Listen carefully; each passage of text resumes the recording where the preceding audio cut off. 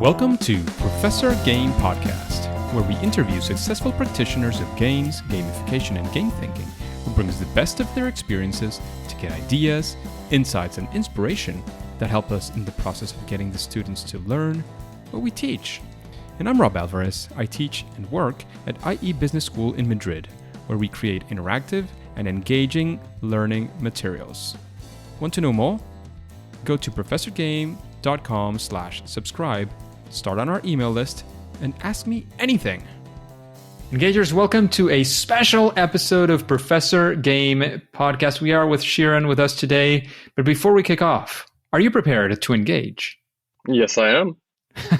So let's do this. By the way, did I say that name correctly? Sheran? Sheran. Sheran. All right. So Sheran, having recently joined Showcode, he is a key figure in organizing and delivering their hackathons and coding competitions. We'll be talking about that in a very specific fashion very, very soon. And he's taking the lead of their upcoming hack, Level Up Society. If that sounds like your kind of jazz, well, dial right in, because this is what we will be talking about.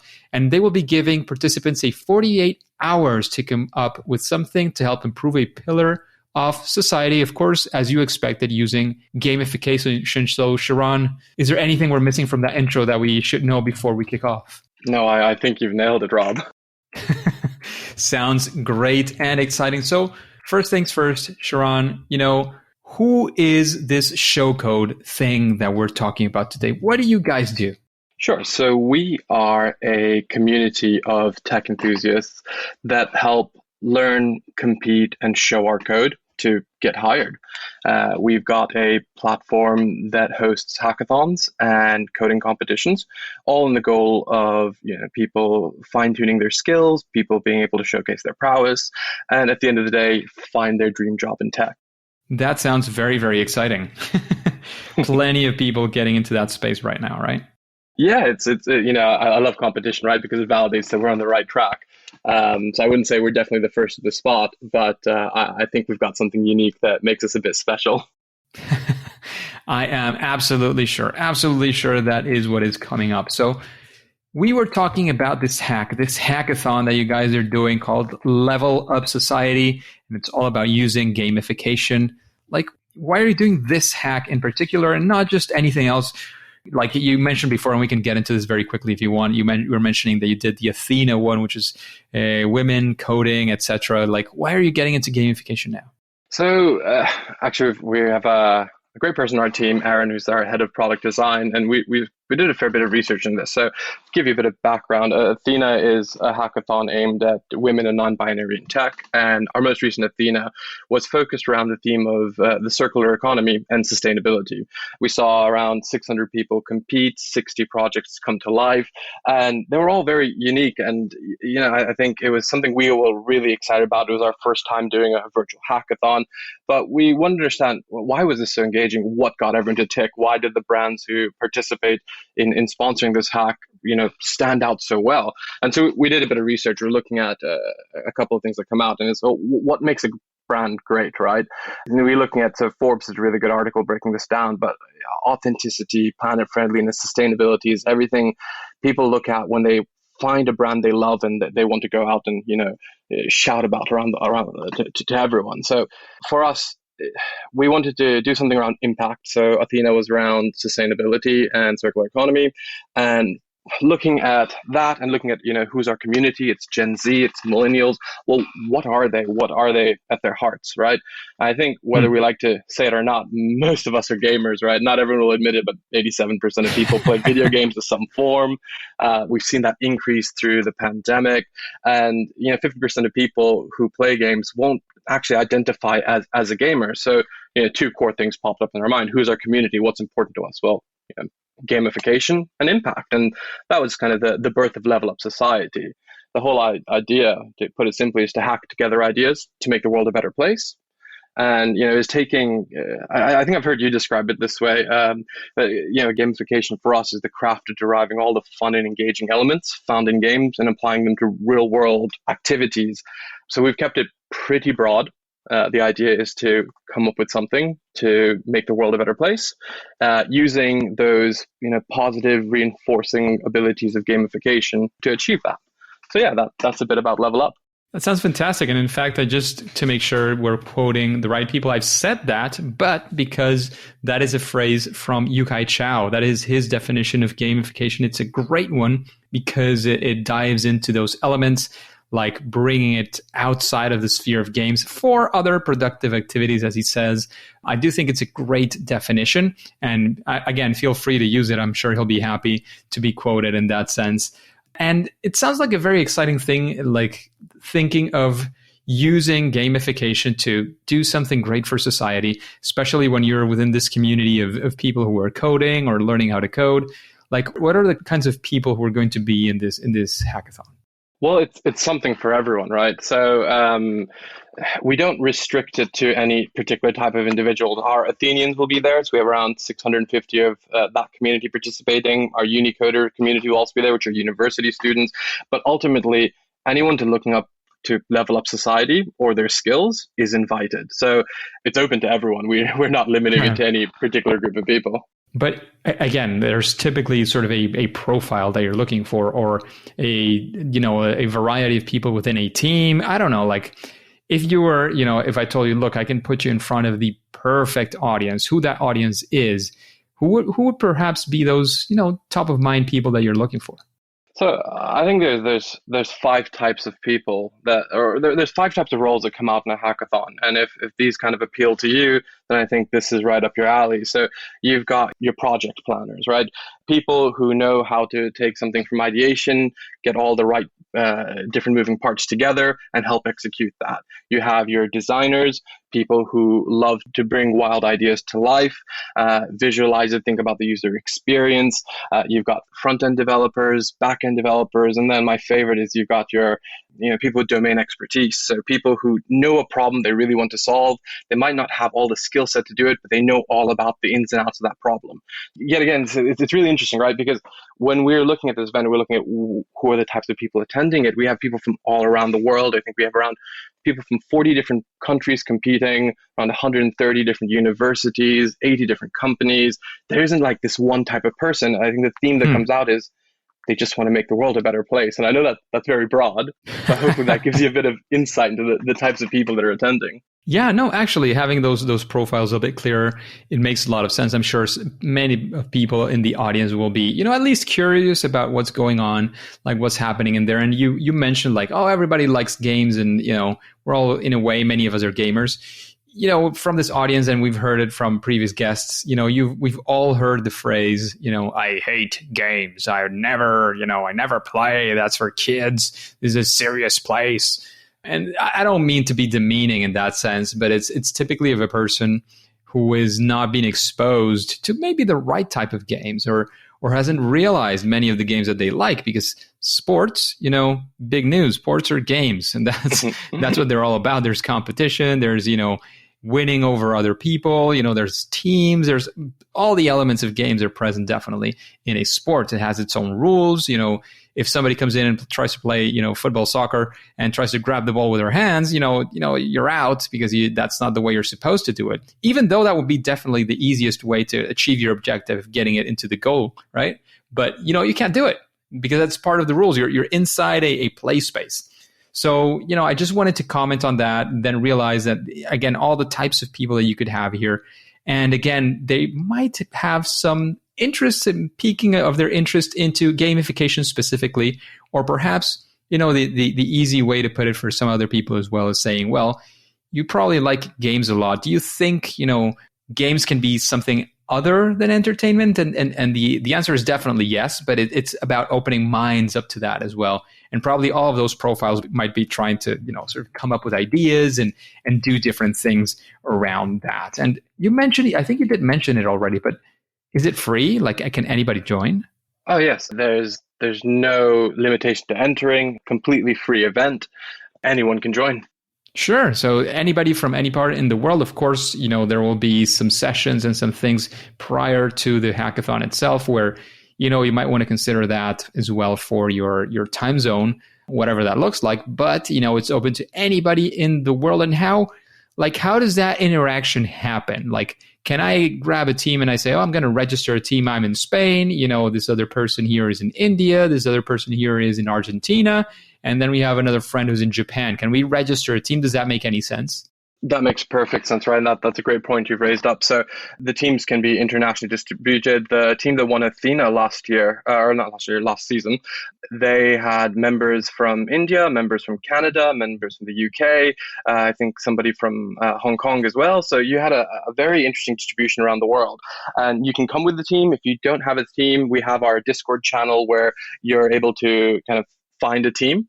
And so what we do is a bit of matchmaking for you. We look at what type of roles you're interested in, what your time zone is, how confident you are with your abilities, and we match it accordingly so everyone has the right different roles needed. So you don't need to know how to code, you don't need to know how to design, you just need to want to make the world a better place, and we'll help with the rest of that. And then you mentioned something. So yes, the event, all the timing will be following British summertime, but the week running up to the event, so the event's from Friday the 16th of July to Sunday the 18th, that's the hack itself, but the week leading up, so the 12th to the 16th, we'll have a lot of workshops, industry talks, power sessions. These will all be hosted on YouTube and a bunch of other sites, so even if you can't make it at the time, those resources will be there for you anyway, and I think they're a great thing just to look over because it's good for inspiration. It gives you an idea of different ways to approach the problem you're trying to solve. And, with the time zone, the only core things that come into impact there is just when the hack itself starts, which should be 6 p.m. British summertime, and when it'll end, which will be the Sunday around the same 6 p.m. But we'll be able to broadcast and let everyone know where they are on the Discord channel. We haven't had any issues hosting international events so far, so knock on wood, this one will be as great as the last one. That sounds great. So is there, in the platform you mentioned that you had the Discord, so people will be communicating with you and amongst themselves as well, I'm guessing through Discord? Yes, so we'll be on there. We'll also have our sponsors on there, and it's been really incredible how they've been interacting. So during the hack, you can go to ourselves, you can go to the community, you can go to sponsors, you can validate your ideas through them, you can bounce things back and forth. If, for example, some of our sponsors might put forward an API to use or look at, they help with technical implementations. They can go and show you different ways to approach projects. So there's a lot of resources to access completely for free. And the only thing you have to do is ask. Sounds very interesting. A good place to learn and to have an intense weekend and full of fun and doing and creating things. And, it seems like creativity juices are going to be flowing right there, right? Yeah, that's what we want, right? And I mentioned this to you before, but for me, this is a big experiment in itself because our first level up is a 48-hour hackathon, but I want to see and take it forward in a couple of months' time to make it a much longer form hack that could be, a month to 2 months, where somebody would dedicate a couple of hours out of a week to take something from ideation to commercial viability. We want to help change the world. And so we want to make sure that if you have the appetite to do that, if you've built something during this hack and you want to take it forward, this is an ongoing thing. It's not a one-off event. We want to have this be something that you get to participate to kind of seasonally. That sounds absolutely amazing. In fact, I was going to ask, you're talking about organizing this event. I'm guessing, you have some sort of commercial reasons behind it, but there's also all these, how to change the world kind of reasons as well. So I was thinking of what does that look like? Is this a one-time event? It seems like it's not. Like, what are your plans for the future? If you have any already discussed or anything you can disclose, and of course, what are you expecting to get out of this? And again, in the best of senses. Yeah, so one thing we've learned from 48-hour hackathons is that you can take something from ideation to prototype. You might see something that's like a nicely crafted front end with test back end data, or you might see like a Figma prototype, but it's usually not enough time to get live use cases going through it, or being able to show your project in application. And so this is kind of the 48-hour hack, right? There's only so much one can achieve in that time period. But for me, it's also just to test the appetite of who wants to do something even bigger, who wants to take that forward and see if they can make that into something people interact with day to day in their life. And so, with our first hackathon, the goal is to get as many people excited and working together to level up society, and starting putting together ideas that we see the birth of. And as we continue down the future, It's to take those same ideas and nurture them and grow them into something we interact with in our day-to-day lives. And so the real test for me, the real metric of success at the end of the day is how many people we can help bring this to reality and how many people that will impact. So, we genuinely want to level up society here. That sounds absolutely amazing. So thank you for taking the time to organize this as well. And last time you mentioned like the reason for using gamification is because, basically everybody is, or at least most people identify themselves in one way or another as gamers. And this is something that could, be used by others. But you could have used like there's many methods out there, and I know one of your focuses is technology because Showcode, kind of thing. It kind of shows again that's a significant part of your interest, the technology behind this and the coding community. If I may re-ask that question, like gamification, because like what elements do you feel that brings to the table that without them you wouldn't have been able to, or you wouldn't be able to achieve the objectives you're getting here? So it's a really good question. Why gamification? Right. For me, it's a personal thing because I've seen it in application. I've seen how it's shaped my behaviors. I've seen how it's helped me learn new skills. I was mentioning before, there's an app I use to learn the basics of coding. And, I'm somebody that doesn't have enough time to sit down every day and, study a couple hours a day to learn a new language. But this gave me the ability to, do 5-10 minutes bursts of learning. I had a system that, got me to engage. I had daily things I needed to unlock. And I saw how that, this created this behavior in me that I wanted to go back and I did want to learn more. And I could do it in my own time, but do it also repetitively. So gamification is nice because it allows you to do positive reinforcing behavior in a very fun and relaxing way. And I mentioned to you before, I did a degree in anthropology, and one thing I really loved was the people of Thailand. They have a part of their cultural philosophy called Sanuk. Just have fun in everything they do. And seeing that in application where people, out of day-to-day tasks try to make it more fun and exciting for themselves. So it's not mundane. So they are, continue to enjoy what they do. And I think gamification is the modern day application of that. It's taking these tasks that you may not, initially have been excited about, but they reform them in a way where you can engage with it over and over again. You feel like you're unlocking achievements. You feel like you're leveling up. So you got a new side quest you need to do. And for a lot of the people on my team, we've been impacted in our own day-to-day life. So we see it making sense in, projects that can help make the world better. And it's one thing to, help, gamify, learning to code, but it's, if you can find a way to gamify, better personal finance, or gamify better eating habits, or healthier activities. I think it's just the application of taking sometimes tasks that we have a difficult time integrating into our day-to-day life and taking the burden of trying to do that away. That's this is maybe not the best explanation, but for me that's why it's important. Actually, it makes sense. It's one of the things that I always like to mention in my workshops, in my classes is, gamification is a good solution when you're thinking of changing a behavior, right? Or you're thinking of increasing the level of motivation. If you're thinking, that's the way I'm going to make a platform that's broken, be unbroken, that's probably not going to be the solution. But if what you're looking for is, people that are lacking motivation to do this or that, and you want to introduce that element of engagement, of maybe a little bit of fun as well, of, I know I should be doing this, but I'm not doing it. So I have this little push that gets me through. Like I want to learn a language. If I want to learn a language, I want to do it, but the daily grind and all the tasks that we typically have gets in the way, right? So what helps, push through? And a tool like gamification and there's plenty of apps. I use several examples in my classes as well that help you go through that. And I'm happy to know that one of the apps that you've used has to do with coding as well. It doesn't surprise me, but it's something that I didn't know of before.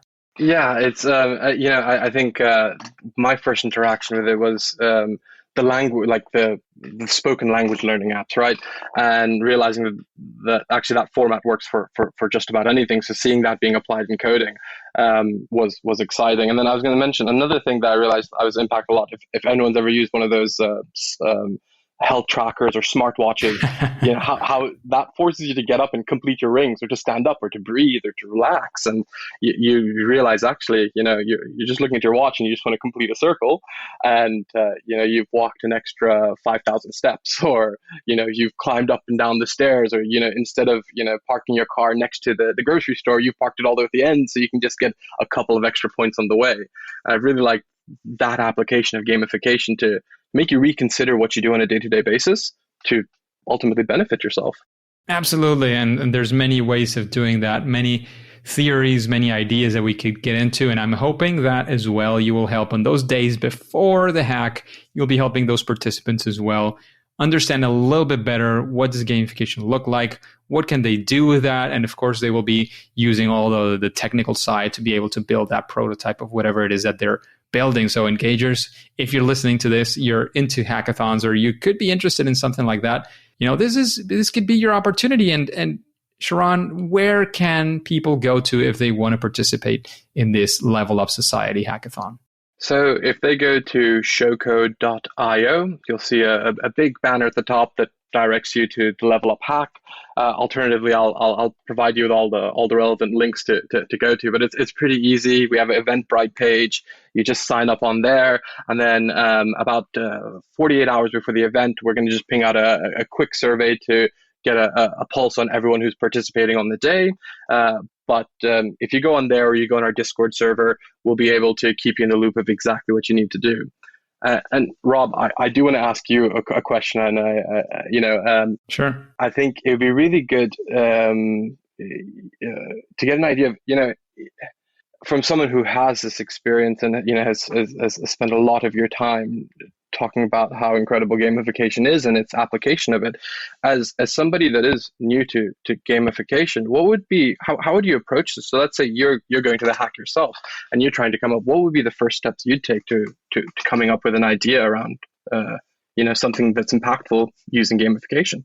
Sure. So, I mean, as you probably know, I mentioned this to one of your colleagues as well. I do have an episode where we talk about like what is the process that I like to talk about, or the one that I use as well, with the 5 steps. So if the first step is understanding why you're doing this, what are your objectives, etc. So the first thing is, what do you want to achieve with this? Because many of these things, typically with the what happens, as I mentioned before, is when you're going to use gamification, you want to make sure that the problem is not, that there's not enough trucks to take away the recycled material, which was a big problem back. I'm from Venezuela, and that was a huge problem there. Like, you could be recycling all you wanted, like separating the goods, etc., but you didn't find somewhere to deposit, the plastic, etc., because there weren't enough, trash trucks or whatever.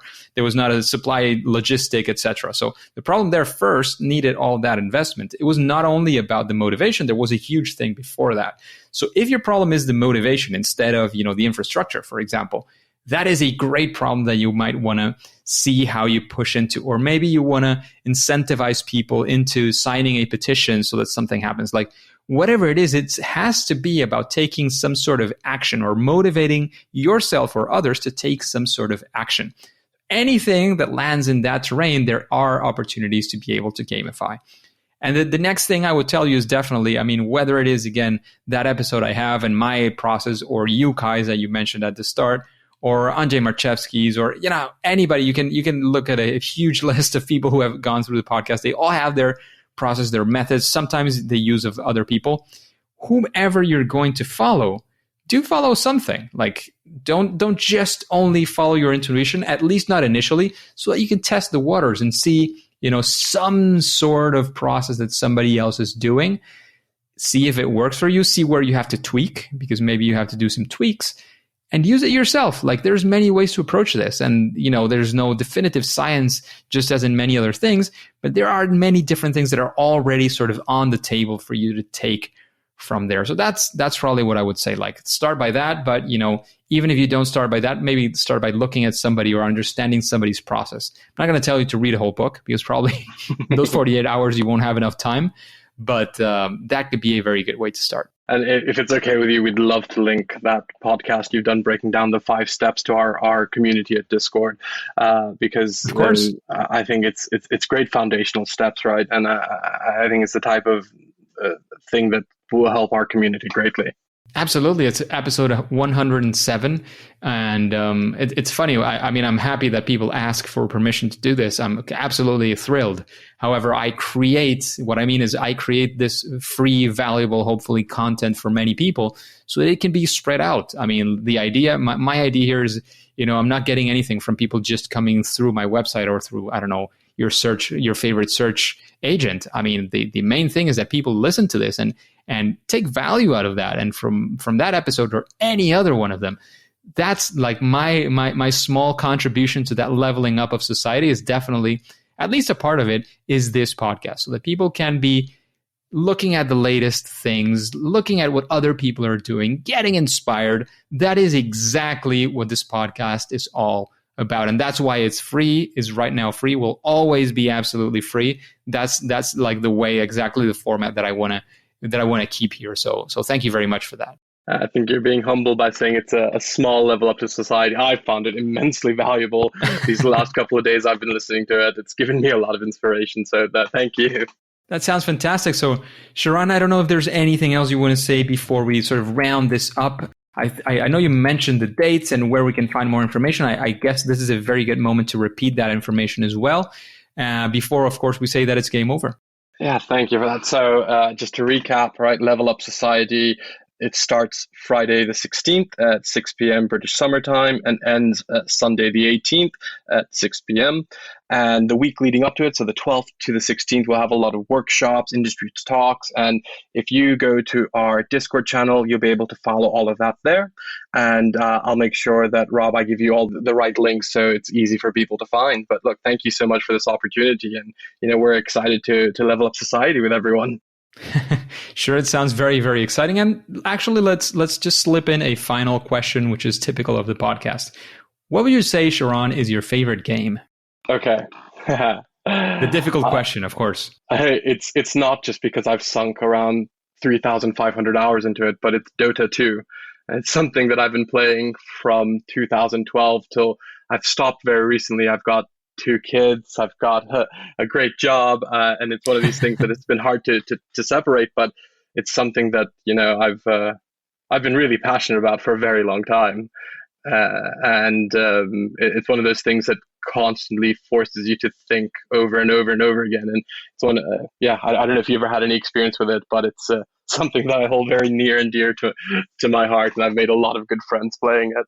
That sounds absolutely fantastic. Thank you for sharing that with the engagers, with this audience, and hopefully plenty of other people will be finding out about, this level up society through this podcast today. However, Sheran, it's been pleasurable. It's been great you investing this time with us and investing all that time that you're investing in creating this hackathon to level up society through gamification. However, at least for now and for today, it is time to say that it's game over. Hey, engagers, thank you for listening to the Professor Game podcast, and I hope you enjoyed this interview about Showcode and that hackathon with gamification that we just had with Sheran. And are there any future questions that you would like to answered on this podcast on Professor Game by future guests? If so, all you have to do is go to professorgame.com/question and ask that question. If it is selected, it will come up in a future episode and you will get your answer. And remember, before you go on to your next mission, before you click continue, remember to subscribe using your favorite podcast app. Subscribe or follow, however you want to call it, using that favorite podcast app, and listen to the next episode of Professor Game. See you there.